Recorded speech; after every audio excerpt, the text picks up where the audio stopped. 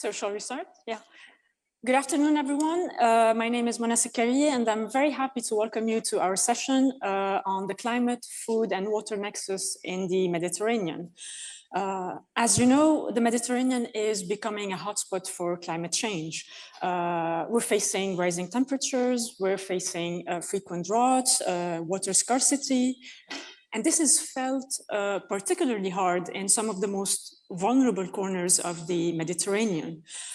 Now, these changes are impacting our water resources, they're impacting our agriculture practices, our energy security, and they're creating a complex web of challenges that require our immediate attention. So today we'll discuss the interconnected nature of these issues.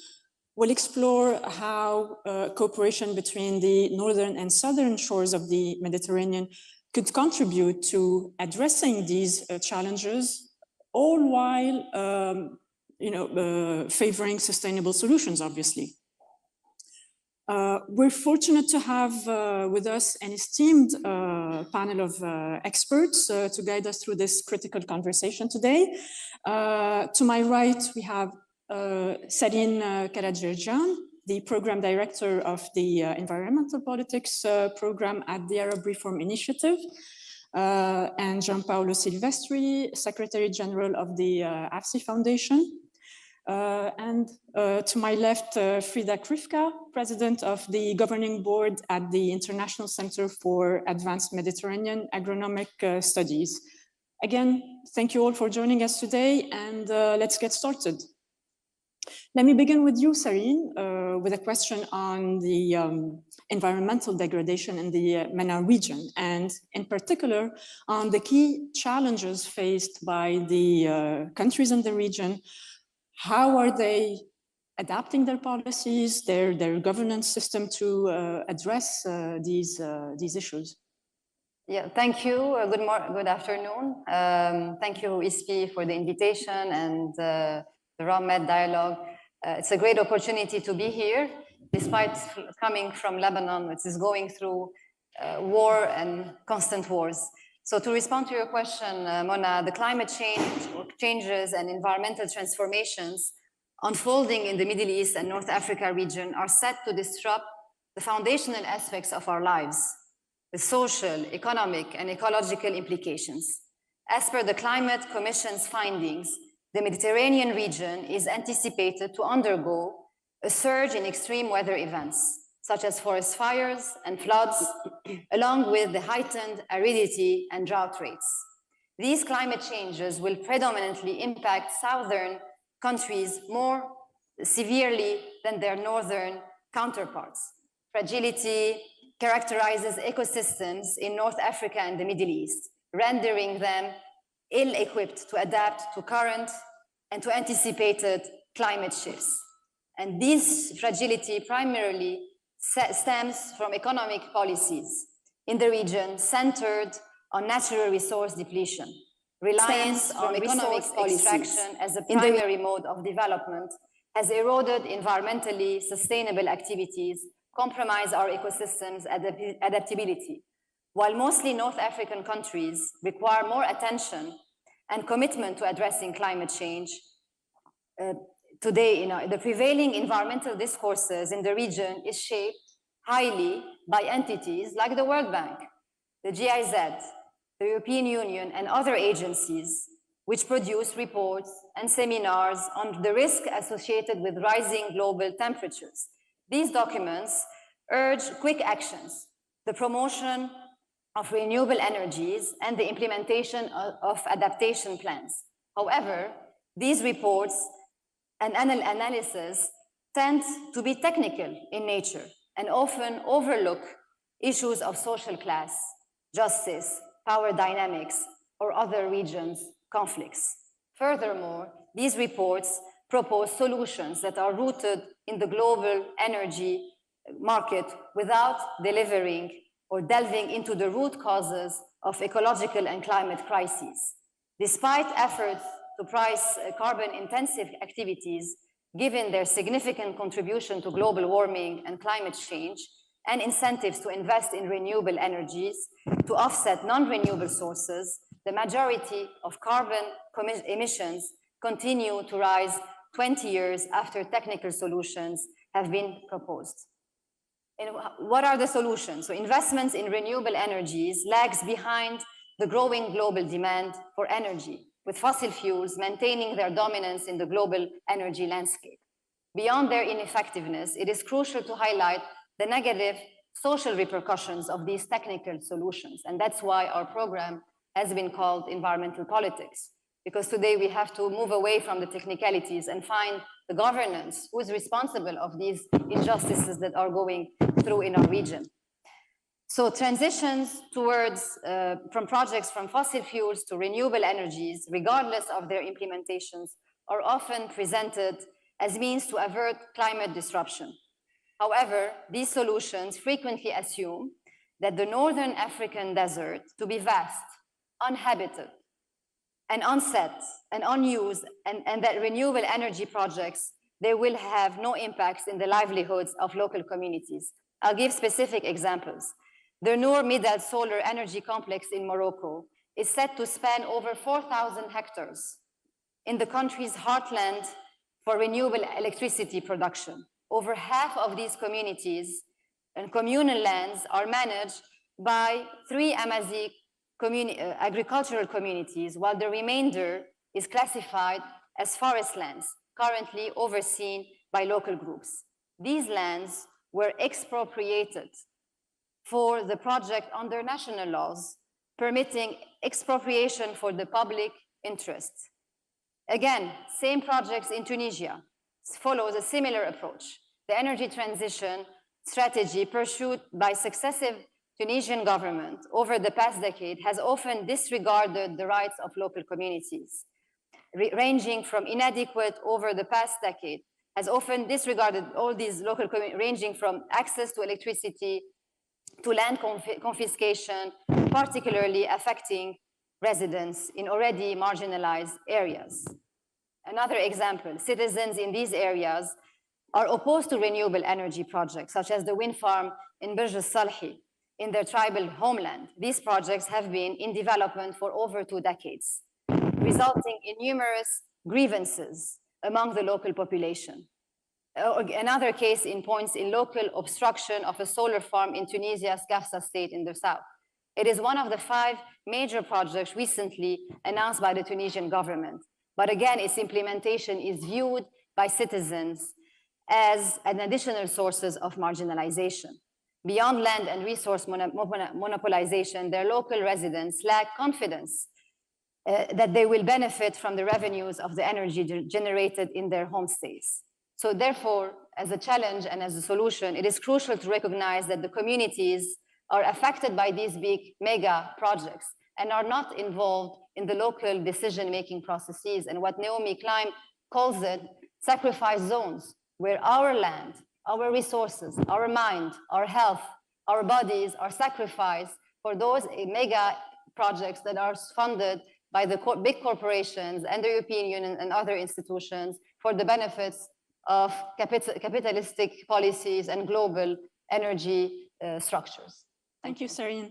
Let me turn to you, Frida. In light of the ongoing conflicts in Ukraine, Gaza, and Lebanon, coupled with the intensifying effects of climate change, what are the main threats to food security and food safety in the Mediterranean region? And what measures should governments and international organizations implement to support and enhance the resilience of local agriculture? Well, you said earlier that the Mediterranean is a climate change hotspot. And in fact, in addition to being a hotspot for climate change, also it has experienced geopolitical, economical crisis. Conflicts in Ukraine and Gaza and Lebanon have worsened an already fragile situation, mainly disrupting the food supply chains.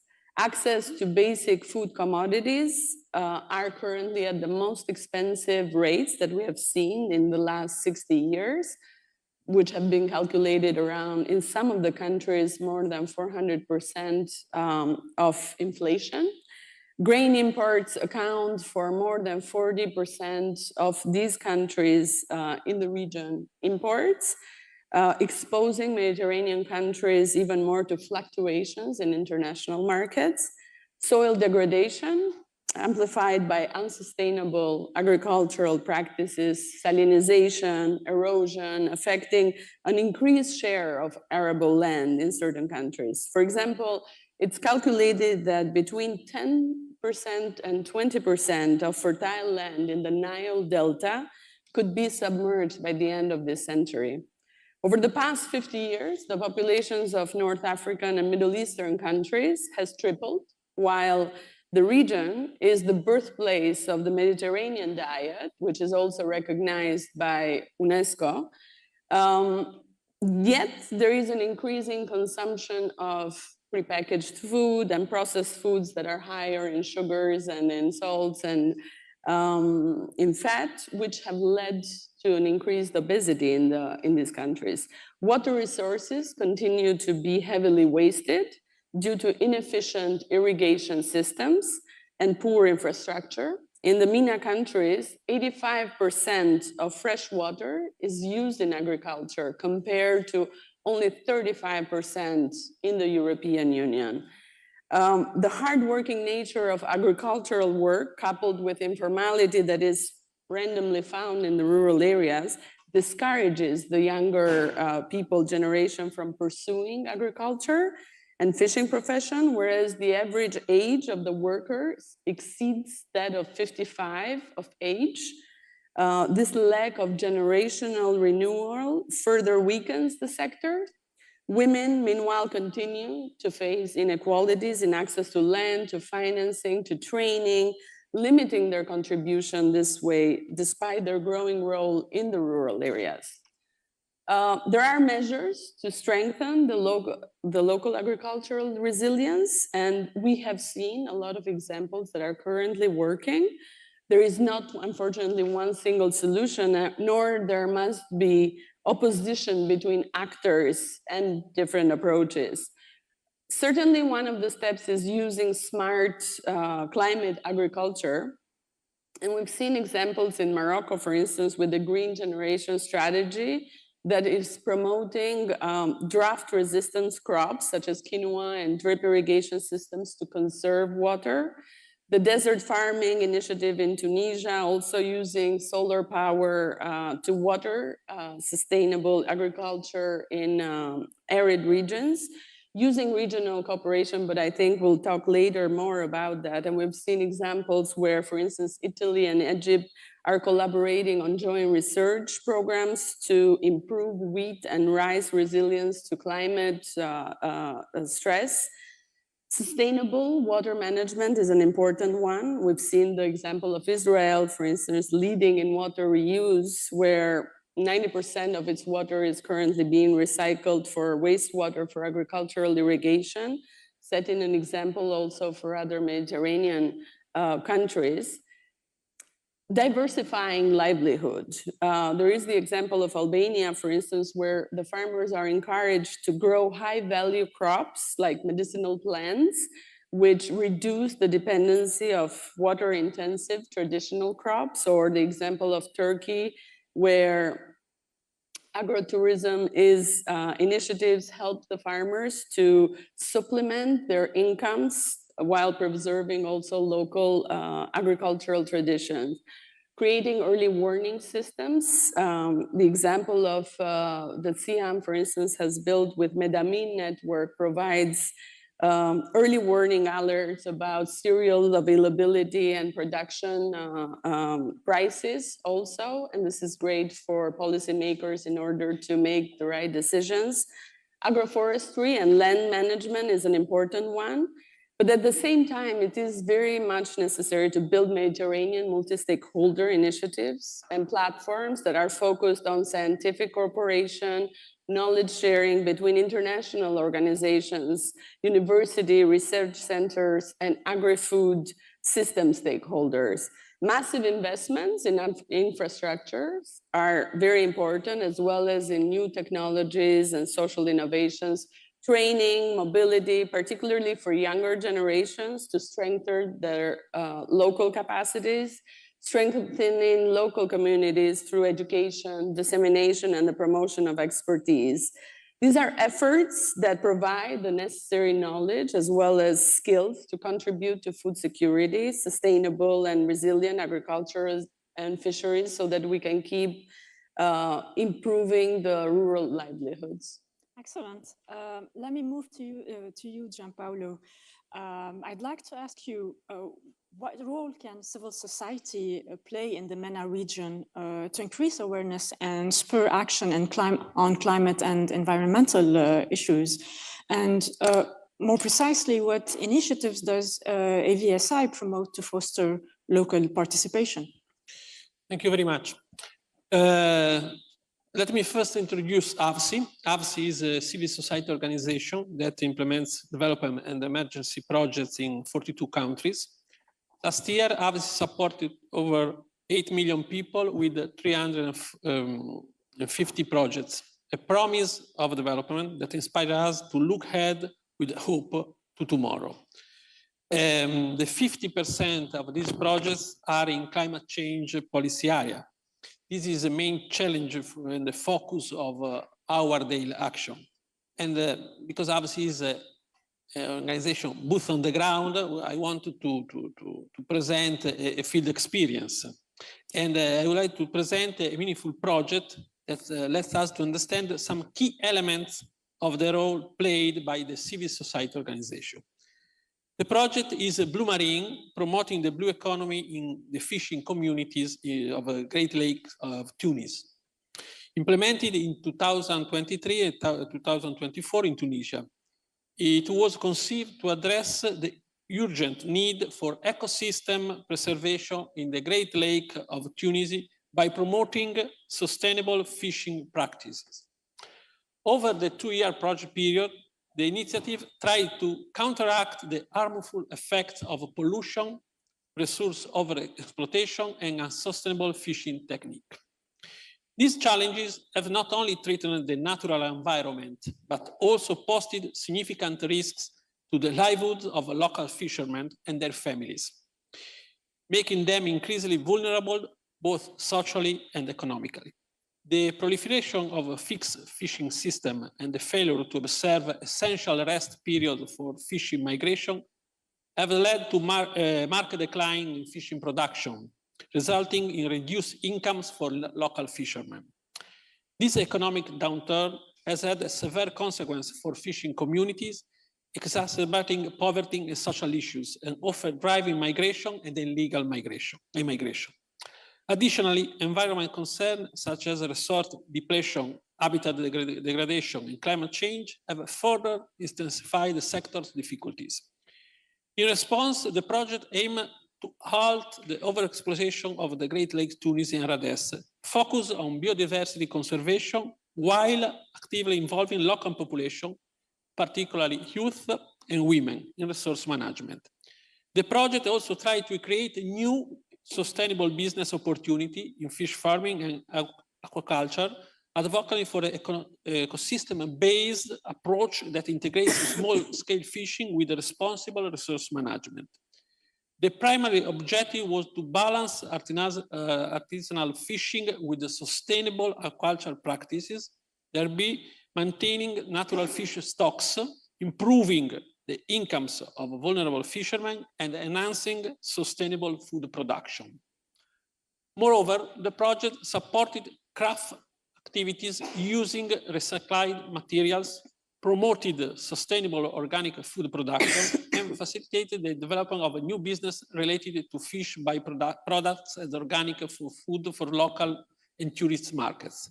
This effort aligned with the broader objectives of the Tunisian government, highlighting the growing importance of ecosystem preservation and sustainable resource management.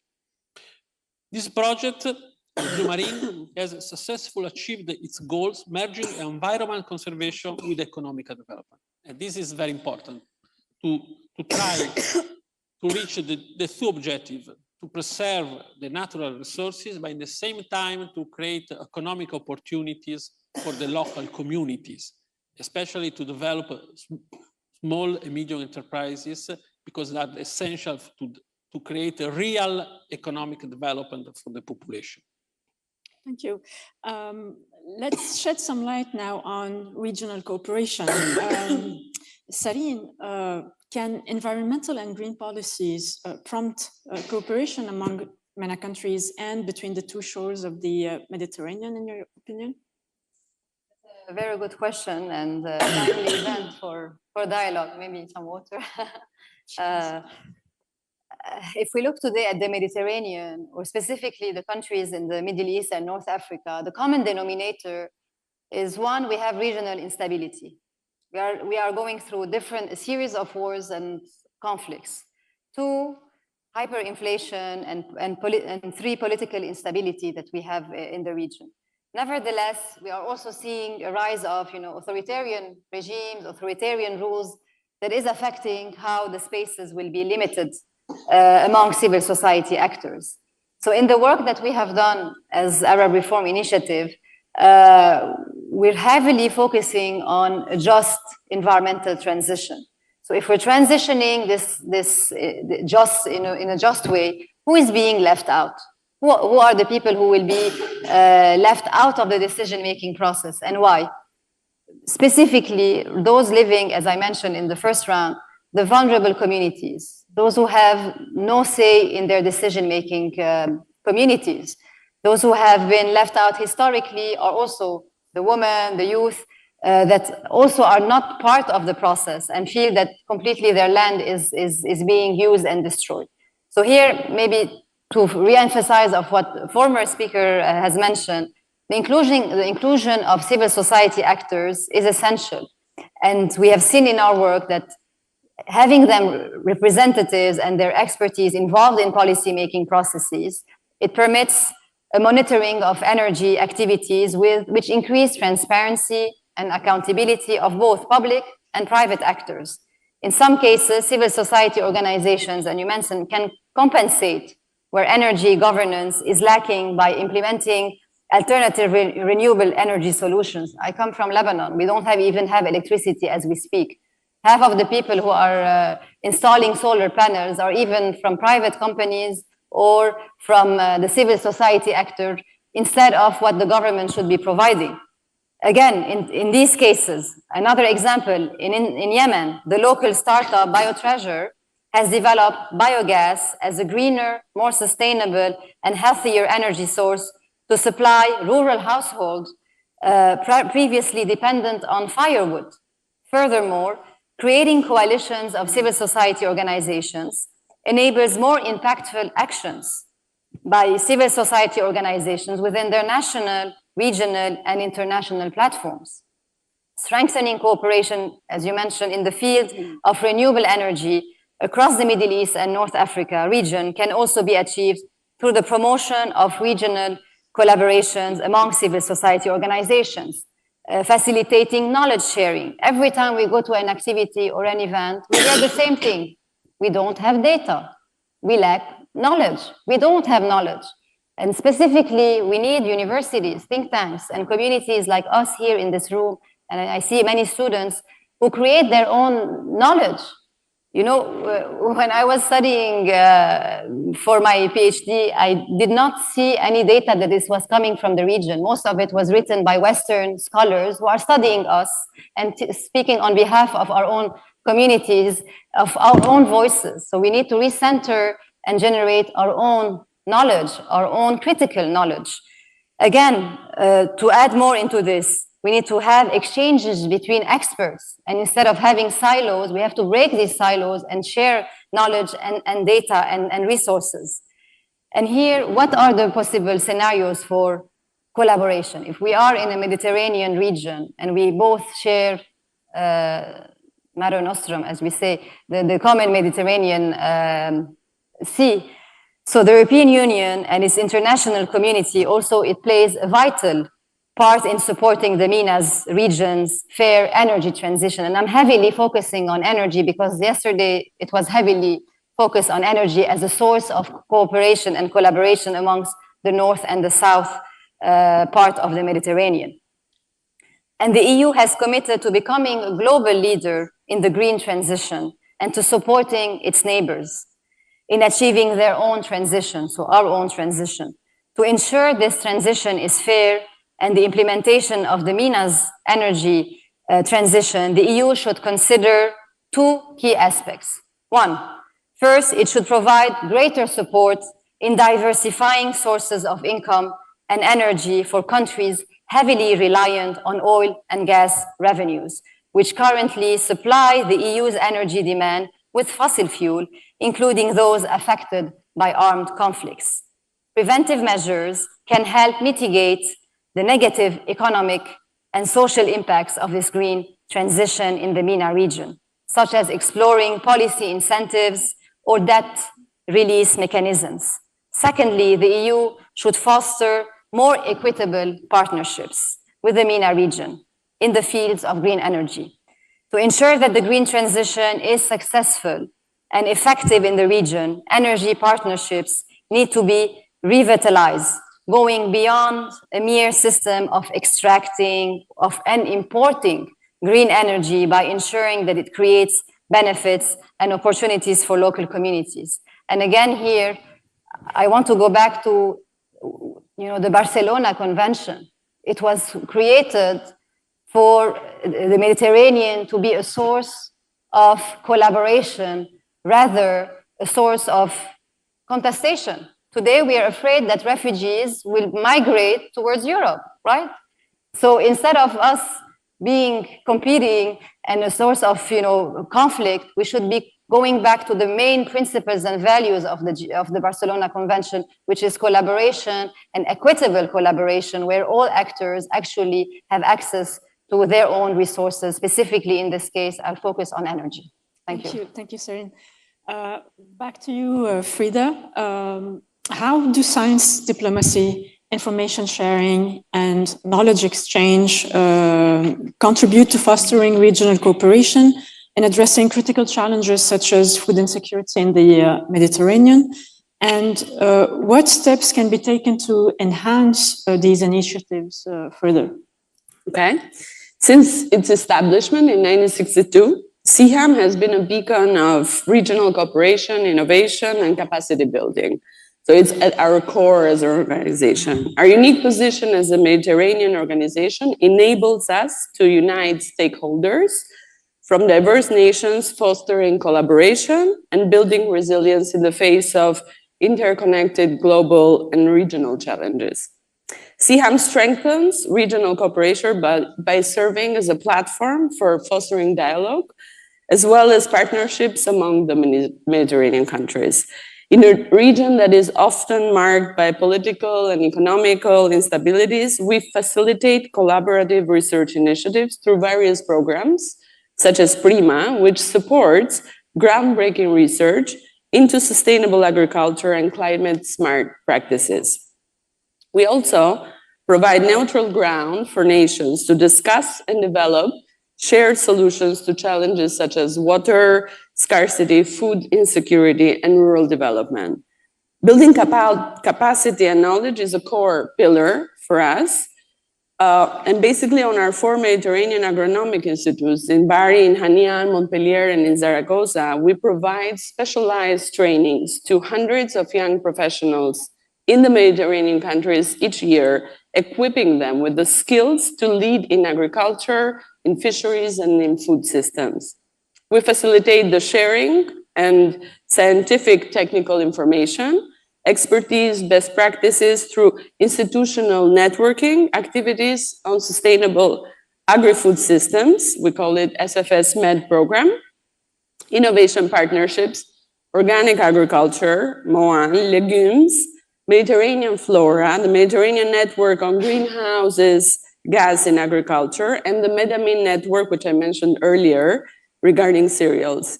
These platforms aim to strengthen national early warning systems and response capacities, unite the public and private stakeholders, formulate effective crisis management strategies, and support in-depth strategic dialogue on agri-food sustainability, food security, and crisis management. While we have achieved much, the challenges ahead demand even greater commitment. And to amplify our impact, we must secure increased funding from governments and international organizations in order to expand our reach and deepen our impact. On a political level, the 2024 appointment of a European Commissioner dedicated to the Mediterranean issues demonstrates to me a political commitment to strengthening Mediterranean cooperation in areas of investments, partnerships for economic stability, job creation, energy security, and migration. This is further supported by international commitments made during recent events, such as the Matera Declaration in 2021, which highlighted food security as a driver to sustainable development, and the Syracuse Declaration in 2024, which emphasized the importance of resilient agricultural systems for improving food security. This year, in October 25th, together with Ahmed Al-Bouari, the Minister of Agriculture of Morocco, of the Kingdom of Morocco, and I, we co-chaired the 12th CM ministerial meeting in Rabat. This meeting brought together ministers of agriculture from all the various countries of the Mediterranean, as well as high representatives from the 13th members of the CIAM and other international organizations.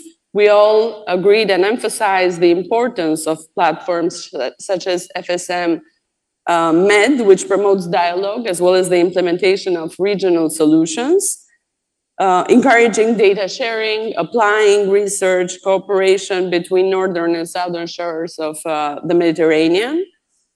These high-level meetings basically are part of CIAM's long-standing tradition of fostering political dialogue, as well as placing sustainable agriculture and food systems at the heart of the Mediterranean region. Thank you, Frida. Gianpaolo, according to your experience, what is the most effective approach to tackle these interconnected issues? Thank you. The Tunisian project I presented now shows very well what we consider the most effective approach. That is the multi-stakeholder approach. We think that we can reach development only if we work together. Everyone according to their own specific role and core business. This approach is needed by the complexity of the reality. In the Mediterranean basin, the reality is very complex. This reality we face every day. I mean that we can reach our goals only if we involve in our actions all the actors, as said before, state, local institutions, private sector, civil society organization, universities, think tank, local communities. In that project, our objectives were, first, support the development and improvement of small and medium enterprises linked to the sustainable use of natural resources. And two, support the promotion of responsible fishing in Lake Tunisi and the Rades area. We could reach both thanks to our collaboration with the local institutions and partners, like entrepreneurs and CSO, investing in the centrality of the local community, starting from our worldwide experience in the field. Our proximity to the local population and our knowledge to their true needs. Only to some example of the different stakeholders that we involved in the project.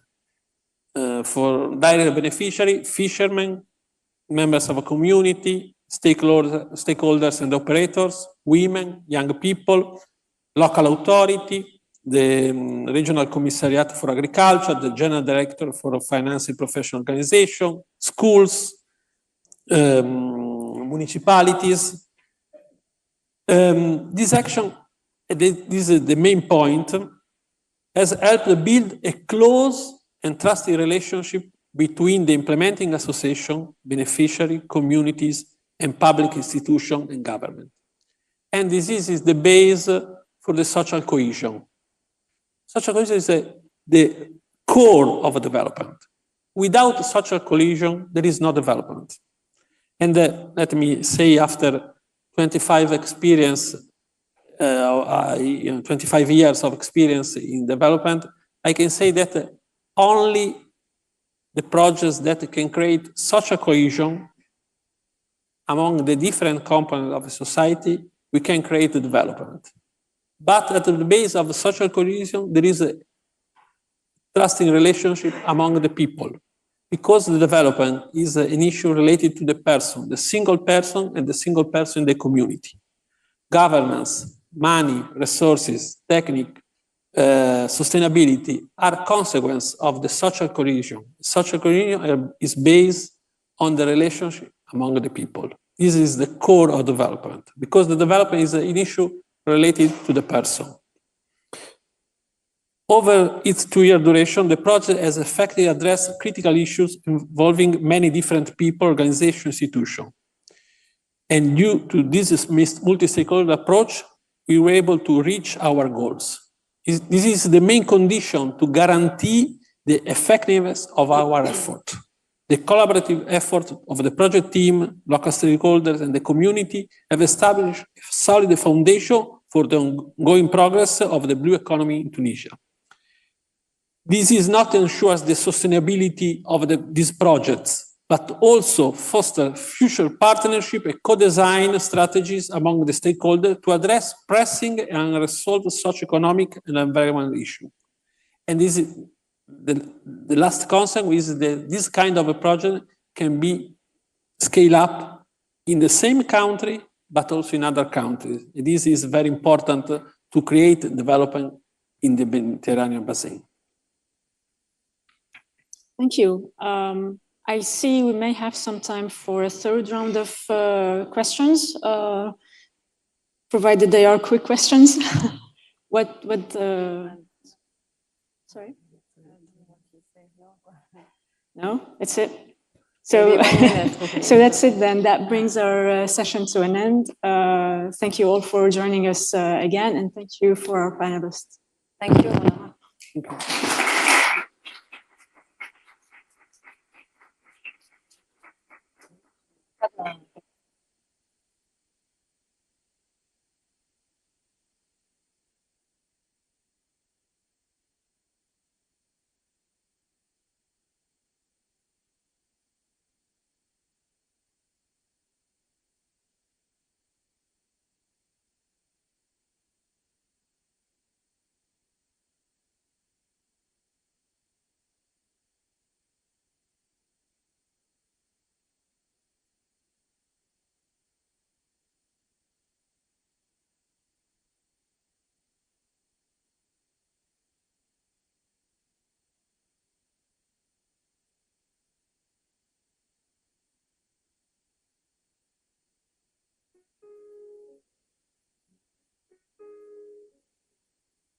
you.